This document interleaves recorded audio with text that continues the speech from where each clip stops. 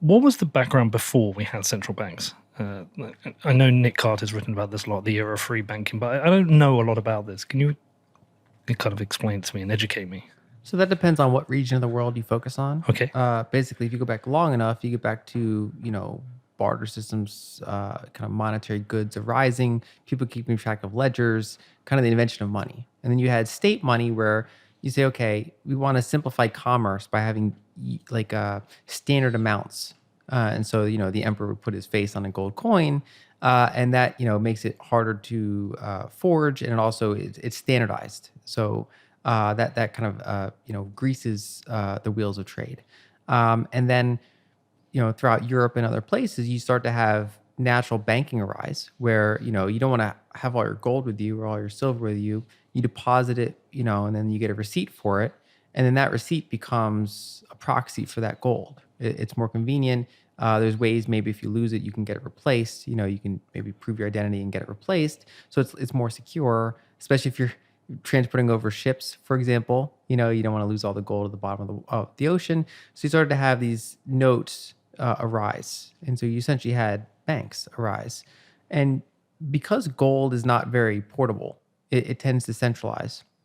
There's economies of scale of securing it, especially because governments have an interest in eventually centralizing it. And so you had banks arise, and then inevitably you got towards central banks, where they would arise in Europe. And so one of the earliest examples is Bank of England that was created in the late 1600s.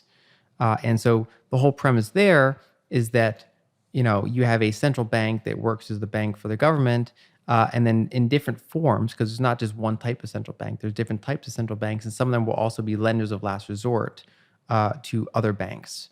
And so maybe you want to shift to American history now at that point of talking about kind of where they arose to the modern state.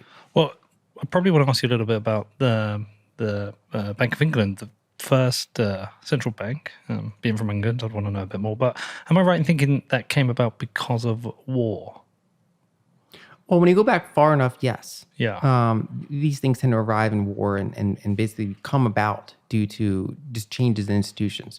But when you go back to that point, I mean, you said I know everything. I don't know detailed European history. So there are people that can go way more into the history of central banking in Europe in particular. There are historians that can go way more into that. Yeah, I mean, I know that would be asking, I bet you do know. But you do.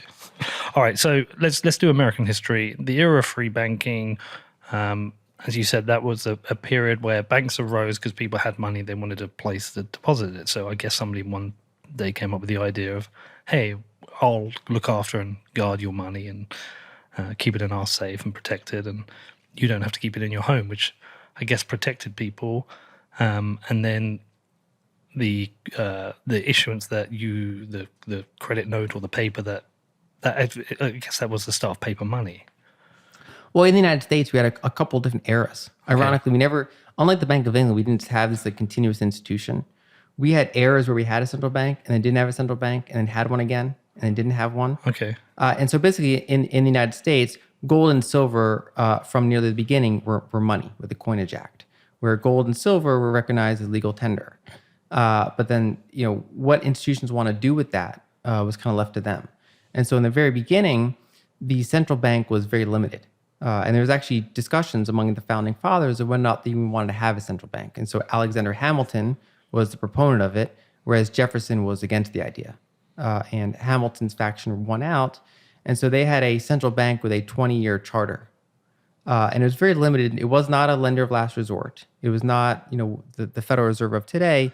It was a fairly small institution, and its purpose was basically to do banking activities for the federal government. Right, okay. And they couldn't even, for example, they couldn't buy government debt. They were very limited in what they could do. And it had a 20-year charter. And eventually, by the time that charter came up, Hamilton was no longer around. He had died in that duel. And the political winds had changed, and that had expired. But then, after the War of 1812, there's a period where there was not any bank, and then there's turmoil, and they started another central bank. So you had bank number 2, and it had another 20-year charter. Okay. So you had another central bank, and again, it was very limited. And then there were political forces against it. And eventually that also was let to expire. And then after that is when you enter the long period of free banking. And the way that essentially worked, and those banks had existed during the central banking period as well. And the way that essentially worked is that a bank would have gold and silver deposits, and it would, as we described, it would issue notes against them. And you essentially had a separation between state and money, where gold and silver were nature's money, and then there were claims on those, but those were generally these were these private issuances, and the ability for that note to be recognized was based on the reputation of that bank. And so, for example, a large New York bank, that might be a rather liquid and widely accepted note. It's well trusted, even pretty far away, because people know that's the note from the Bank of New York, and you'll be able to redeem that. Whereas if there's like a note issued from some obscure bank, out west maybe, that might be far less liquid. People might only be willing to buy it at a discount because they know that it's going to be frictions to ever kind of redeem that.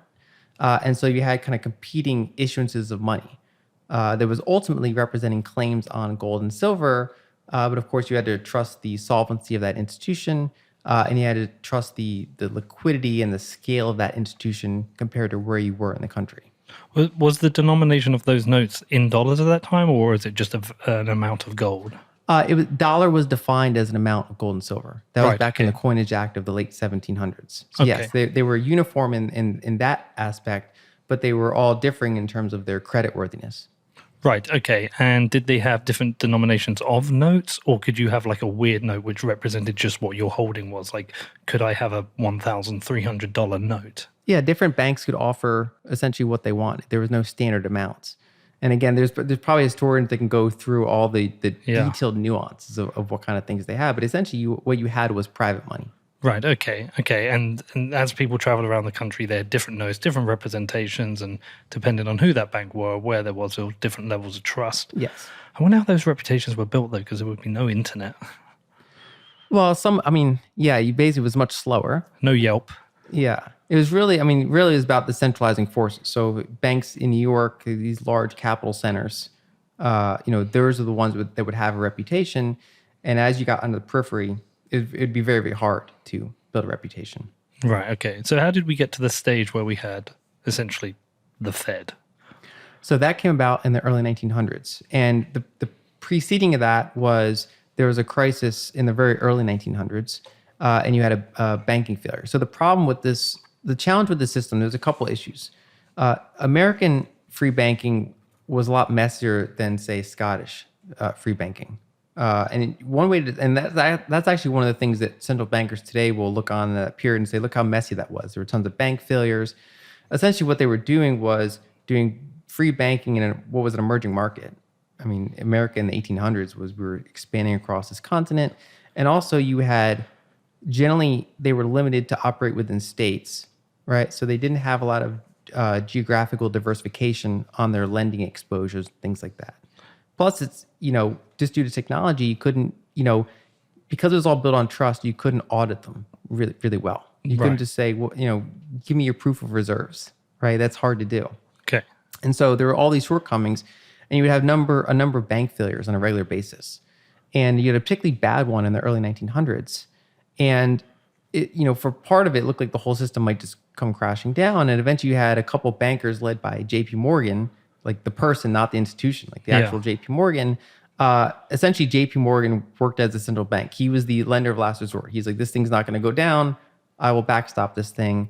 And essentially what you had was a centralization problem. If the banking system of the U.S. came down to what J.P. Morgan was going to do, that was perceived as a problem. And so the opportunity was taken, okay, after that crisis was resolved, they said, how can we institute some sort of lender of last resort? And that's when they shifted towards the idea of a Fed. And that came about, a few years later, 1913. And, the original bank in the United States was Hamilton. He centered that around Bank of England. So that's always kind of been the model for America. And they kind of recreated it again, but they did it in a somewhat more decentralized way. So rather than having some central institution, they created this public-private partnership where it's almost like this complicated proof-of-stake model. And that's the creation of the modern Federal Reserve. And so ever since 1913, we've had this continuous central bank. So it's the longest lasting central bank in the United States. And although their charters somewhat changed over time, it's a relatively continuous organization.